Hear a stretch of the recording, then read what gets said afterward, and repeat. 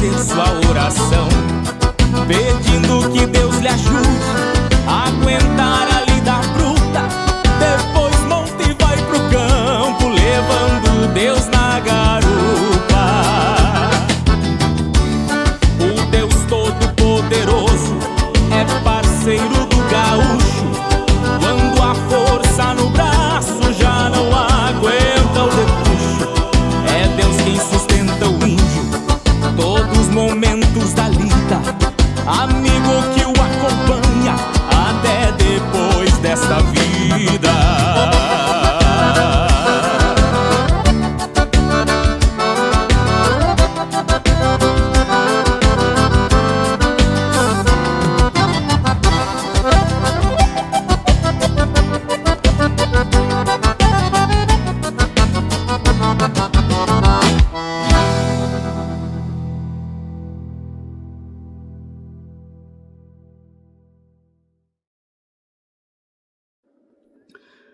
Bom dia!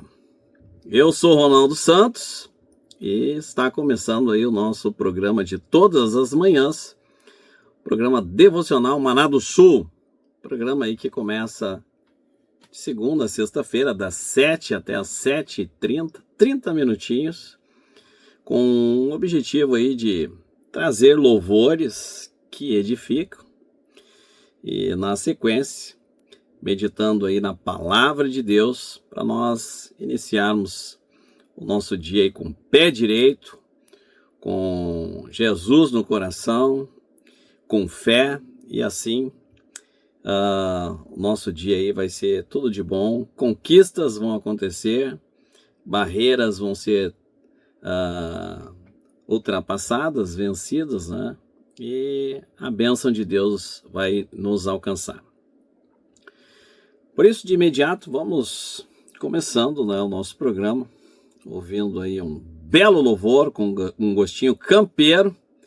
E em seguida estaremos de volta para entrarmos direto aí na meditação da palavra de Deus.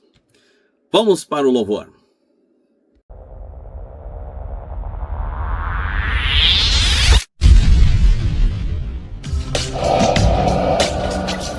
E como diz aquele velho ditado, não tá morto quem peleia, puxa a gaita, gaiteiro!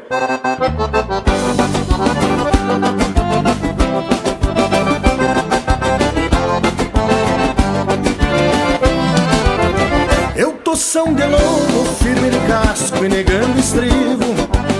Não sou mais cavalo, hoje sou um servo de Jesus Cristo. Ando alongado e o mal não pode me cabrestear.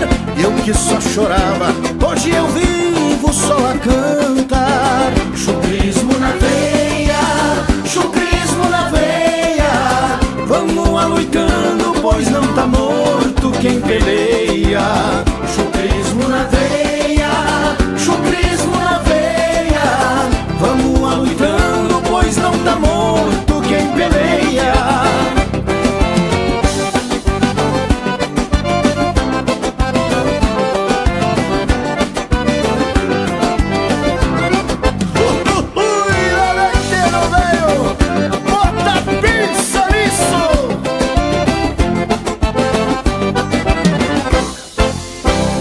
Pensa nisso, bota benção nisso. Eu tô empolgado e mais animado que pintinho em cisto. Bota benção nisso, bota benção nisso. Eu tô empolgado e mais animado que pintinho em cisco. Tô abençoado, sim até a tampa. Hoje é só vitória, que lá da glória o meu Deus manda. Não tem tempo ruim e não tem tristeza, pois pra sua glória minha vida é uma beleza. Bota benção nisso, bota benção nisso. Eu tô empolgado e mais animado que pintinho em cisco. Bota benção nisso, bota benção nisso. Eu tô empolgado e mais animado que pintinho em cisco.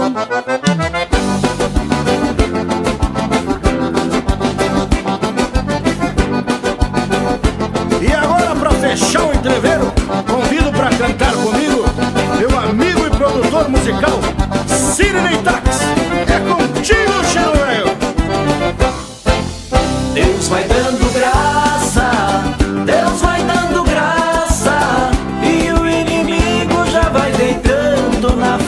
fumaça. Deus vai dando graça, Deus vai dando graça, e o inimigo já vai deitando na fumaça. Quem nasce de Deus pode ter certeza, Deus vai guardar. E mesmo que queira, o inimigo não vai tocar. 10.000 à direita e do teu lado 1.000 vão cair, mas Deus vai dar graça e ninguém vai poder te atingir. Deus vai dando graça, Deus vai dando graça, e o inimigo já vai deitando na fumaça. Deus vai dando graça, Deus vai dando graça, e o inimigo já vai deitando na fumaça. Deus vai dando graça, Deus vai dando graça, e o inimigo já vai deitando na fumaça. Deus vai dando graça, Deus vai dando graça, e o inimigo já vai deitando na fumaça. E o inimigo já vai deitando na fumaça. E o inimigo já vai deitando na fumaça.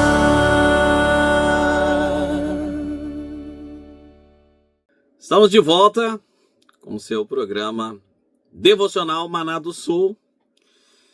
O programa aí que tem o objetivo de fazer o devocional juntamente contigo.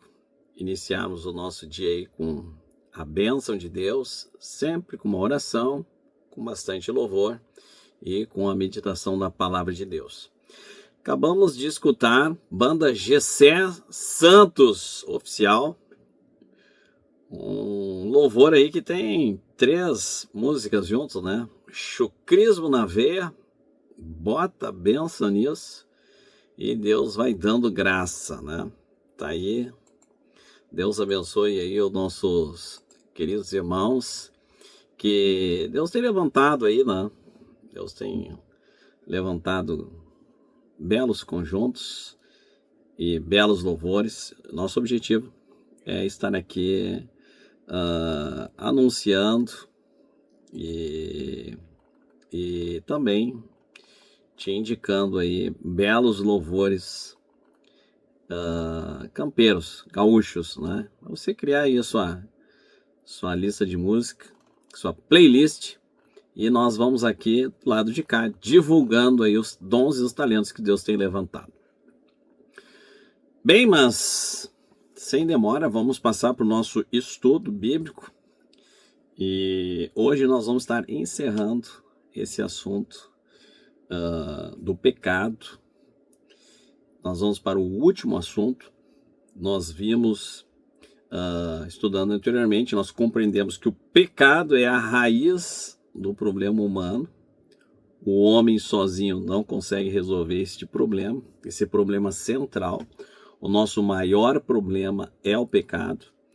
Então, o nosso problema, não adianta nós culpar a sociedade, os políticos, situação econômica do país. Não adianta a gente colocar culpa aí nos pais, nos familiares, né?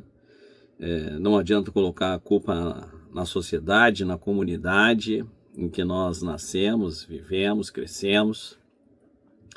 Não adianta querer colocar a culpa aí em alguém. Nós temos que reconhecer que o problema está dentro de nós. É uma enfermidade e é o maior problema da humanidade. Enquanto a gente não enfrentar o pecado, nós estaremos só com medidas paliativas, né? Remediando essa doença, né? Que vai enfermar. Não adianta o homem buscar aí a ciência, a tecnologia. A Bíblia, inclusive, ela já diz o que vai acontecer, viu? Não sei se você sabe, já leu aí o profeta Daniel. O profeta Daniel, ele diz o que vai acontecer. Ele diz que a ciência se multiplicará. Os homens vão alcançar um nível de tecnologia altíssimo, né? Só que a Bíblia diz que ao mesmo tempo em que a ciência se multiplicará, a corrupção humana também se multiplicará. E a Bíblia diz que nos últimos dias, naquele estado lá antes da vinda de Jesus, a geração que viver lá, tomara que não seja agora, né? Mas a geração que vai viver nos últimos dias vai ser uma geração ingrata, uma geração incrédula, uma geração egoísta, egocêntrica, amantes de si mesmo, ingratos, cruéis. Olha as características da última geração, né? Pessoas infiéis. Já pensou? Tu ter amigo infiel, sócio infiel, cônjuge infiel, filhos infiéis, né? Gente que vai te trair, né? Então eles vão se trair uns aos outros porque eles vão ser amantes dos prazeres deles. Eles não querem nem saber, né? Se vai matar gente, se aquilo que eles estão querendo para si vai ofender alguém, se alguém vai se entristecer, vai chorar. Então nem aí, o negócio deles é o prazer deles, o nariz deles, né? Então a Bíblia diz que a ciência vai se multiplicar, mas o estado espiritual humano, ele vai se degradar. Ao mesmo tempo que nós vamos ter tecnologia e dinheiro, né, nosso estado espiritual, né, digamos assim, né, vai ser degradante, terrível, né? Então o problema da humanidade é o pecado. Não adianta a gente querer tratar outra coisa se não tratar o pecado. Se nós quisermos corrigir a nossa sociedade, corrigir, né, a nossa geração, nós temos que enfrentar o pecado. E nós vimos, né, estudando, que a lei, ela não resolveu o pecado. Os mandamentos, eles não foram dados para solucionar o pecado, para salvar o homem. Então nós estudamos, vimos, né, que a lei ela simplesmente foi um farolete para evidenciar o pecado, para mostrar, para dar força ao pecado, para mostrar que nós estamos escravizados. Esse foi o objetivo da lei. Então a lei, os mandamentos do Antigo Testamento não tiveram o objetivo da parte de Deus de resolver o problema do pecado. E claro que os religiosos, a religião humana, ela procura, a primeira coisa é cumprir mandamentos, cumprir regulamentos para ficar. E quanto mais religioso, mais cheio de regra eles têm, eles se colocam regras para tudo quanto é lado, para ficar cada vez mais puro, mais agradável diante de Deus. Até que chega num estado tenebroso. No tempo lá de Jesus, os camaradas lá, eles eram terríveis, cheios de regra, cheios de norma, né? Para eles tudo era pecado, tudo era, né? Tudo era pecador, tudo era impuro. E eles entravam, a religiosidade humana cresceu, que bom. Até para usar alguma coisa, eles lavavam as mãos porque era tudo impuro, né? Não cumprimentavam qualquer pessoa, passavam de longe. Tudo porque religiosidade, para cumprir preceitos, regulamentos, mandamentos. E já não basta os mandamentos de Deus, né? Os homens ainda criavam mais mandamentos ainda, né? Então não era só... Porque o humano, a carne gosta disso, de ficar criando leis e regras. Então já não bastava as leis de Deus, eles ficavam criando... A Bíblia chama isso de leis humanas, né? Leis de homens, mandamentos de homens. Jesus falou, né? Vocês têm mandamentos de homens. E eles enlouqueciam, né? Só que aqueles mandamentos, aqueles monte de regulamento, aqueles monte de normas criados, não conseguiam eliminar o desejo pecaminoso, né? A carne, porque o mandamento não consegue arrancar, libertar o homem da submissão à sua vontade carnal, ao seu desejo carnal, à sua concupiscência. Não consegue. Os mandamentos, as leis, elas não foram feitas para tirar o desejo de dentro do nosso coração. Os mandamentos foram feitos para dizer, se fizer isso, não pode. E aí então a lei ela é insuficiente para arrancar. Então ninguém guiado pela lei consegue se libertar de pensamentos pecaminosos, desejos pecaminosos, ambições pecaminosas, né? Então a concupiscência da carne, a concupiscência dos olhos, soberba da vida, continuam lá dentro vivo. Os mandamentos não tiveram esse propósito, não têm esse propósito.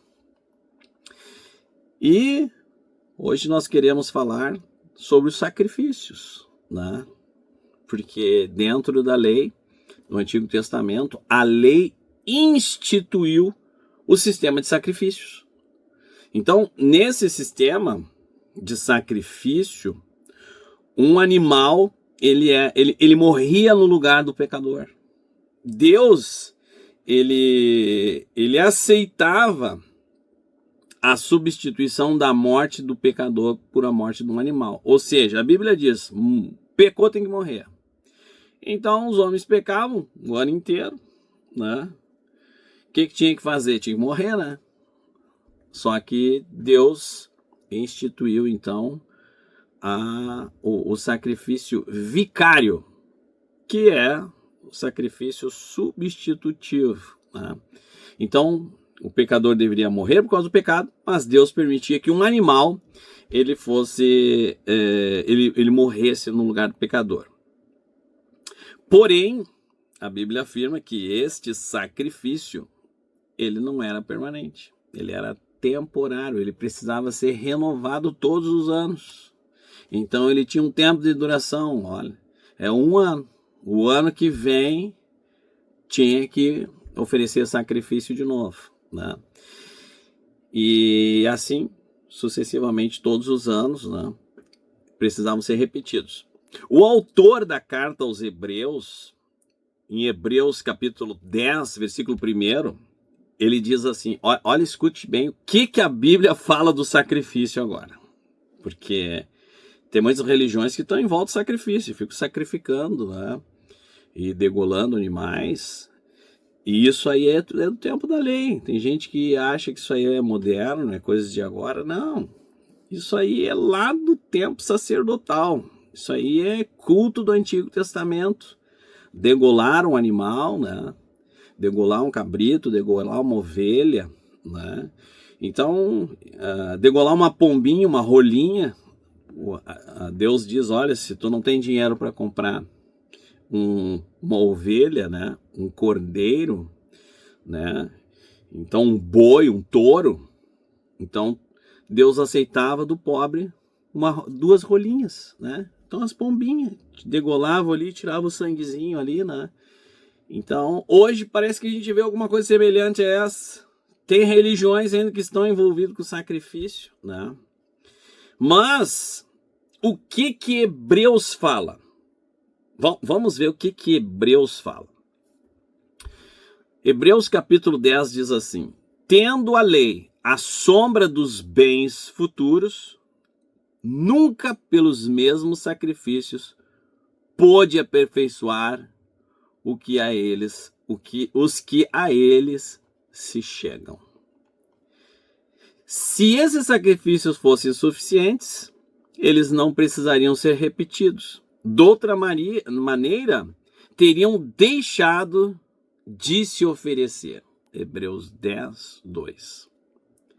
Mas o que acontecia? Na verdade, era o contrário. Nesses sacrifícios, cada ano se faz comemoração dos pecados. Hebreus capítulo 10, versículo 3. Ou seja, ao invés de remover definitivamente o pecado, o sacrifício apenas lembrava o pecado continuamente. Era esse o propósito. Isso aqui não é interpretação minha, viu? Olha lá e leia, O nosso propósito devocional aqui é te conduzir a ler com os teus próprios olhos o que está escrito na Bíblia, nas Escrituras, né? Lá está escrito: os sacrifícios não tinham o poder de tirar os pecados. Ao invés de remover definitivamente o pecado, eles apenas lembravam, ou seja, está escrito lá que era uma comemoração do pecado. Tu vê, né? Claro, porque se não dá para tirar, tu tem que fazer todo ano. Aquilo ali, na verdade, é o quê? Retirar o pecado? Não, aquilo ali é para comemorar o pecado. Isso aí está escrito em Hebreus. Então, o sacrifício era tipo uma comemoração do pecado todo ano, né? Aquele sacrifício era feito para se lembrar do pecado. A conclusão bíblica é direta e inquestionável, né? É impossível que o sangue dos touros e dos bodes tire os pecados. Hebreus capítulo 10, versículo 4. A Bíblia é taxativa. É impossível que o sangue dos touros e dos bodes tire os pecados. Hebreus 10, 4. E mais, Hebreus 10, 5 e 6 diz assim: sacrifícios e oferta não quiseste, holocaustos pelo pecado não te agradaram. Hebreus 10, 5 e 6. Né? Então, diante disso, a Bíblia revela uma verdade fundamental, né? A lei e os seus sacrifícios de sangue eram apenas sombra de algo maior que viria, né? E isso está registrado em Hebreus 10, 1. Ó, tendo a lei a sombra dos bens futuros, então, por que a lei foi mandada? Por que o sacrifício foi mandado? Foi mandado porque Deus estava anunciando uma coisa que viria à frente. Então tinha propósito. A lei e os sacrifícios de animais tinha um propósito. Era uma profecia daquilo que estaria vindo ali na frente. O sacrifício perfeito, né? Então, a lei e os sacrifícios antigamente, ela não era uma solução final. Ela apontava para uma solução que viria, né? Os sacrifícios, eles não removiam o pecado, como diz as Escrituras. Mas eles preparavam, o entendimento do homem para a necessidade de um sacrifício. Era isso. Era, a lei e o sacrifício era pedagógico. Aquilo ali estava sendo feito para preparar a nossa consciência de que alguém teria que morrer no nosso lugar. Um sacrifício deveria ser feito. Esse que era o propósito. A lei e os sacrifícios da lei, eles vieram antes de Cristo, com este propósito, né? De anunciar uma solução definitiva que chegaria no Novo Testamento, na Nova Aliança. E isso aconteceu, né? João Batista, quando avistou Jesus lá no leito do Rio Jordão, ele apontou de longe, né, e disse: eis o Cordeiro de Deus que tira o pecado do mundo.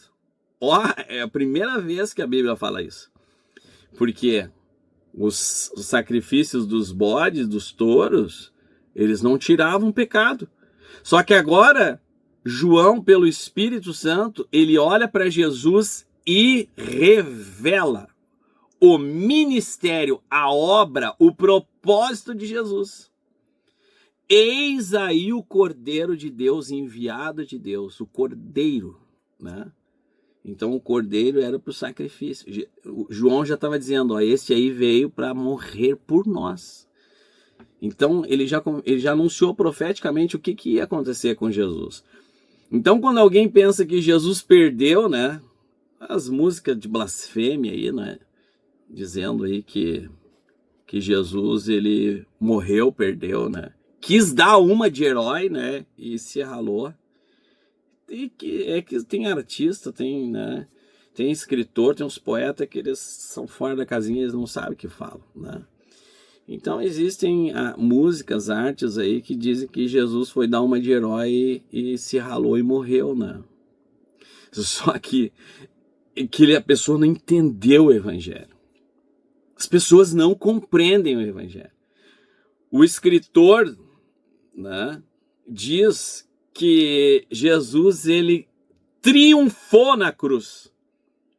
Sabe o que é triunfar na cruz? É uma visão que não dá para entender. As pessoas, a pessoa normal, comum, o homem carnal, ele não compreende as verdades bíblicas. Não adianta. Não entende o que é a revelação da Bíblia, né? Então, enquanto alguns acham que Jesus se deu mal na cruz, né, a Bíblia revela que ele nasceu para isso. Ele foi enviado para ser o Cordeiro de Deus. João olhou para ele e disse: eis o Cordeiro de Deus que tira o pecado do mundo. Então, Jesus não foi vencido na cruz, como alguns acham que Jesus teve uma baita de uma derrota na cruz. A Bíblia revela o contrário, né? Olha o que a Bíblia revela em Colossenses. O apóstolo Paulo escreveu aos Colossenses, capítulo 2, versículo 15. Ele diz assim, ó: e depois de ter despojado os poderes e as autoridades infernais do diabo, humilhou-os publicamente, triunfando sobre os infernos na cruz. Então a Bíblia diz que ele despojou o poder dos infernos que estava na morte, ou seja, ele tirou o poder que estava na mão dos infernos, a morte, pelo pecado, né? Então ele tirou isso e debochou, né, publicamente, humilhou eles publicamente, triunfando na cruz. Então a Bíblia diz que Jesus triunfou e venceu pendurado na cruz, porque ele tirou aquele poder que estava nos infernos contra o homem, tirou da mão, arrancou da mão dele. E eles o poder da morte foi quebrado com o sangue de Jesus, com a morte de Jesus, em oferta à humanidade. Tu vê, né?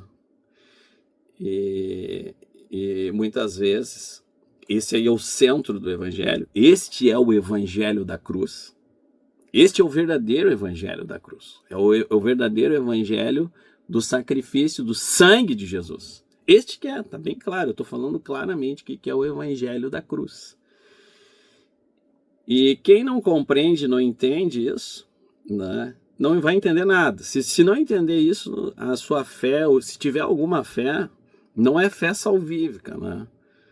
Mas nós vamos falar futuramente o que é uma fé salvífica. Existe a fé natural, que muitos acham que é uma fé da revelação da salvação.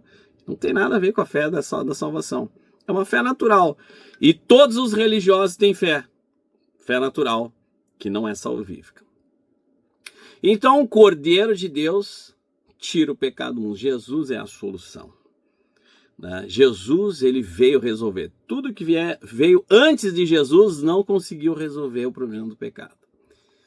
Por isso, a Bíblia revela em Hebreus capítulo 10, versículo 9, que Jesus veio estabelecer um novo testamento, uma nova aliança no seu sangue. A aliança antiga foi substituída pela aliança nova, né?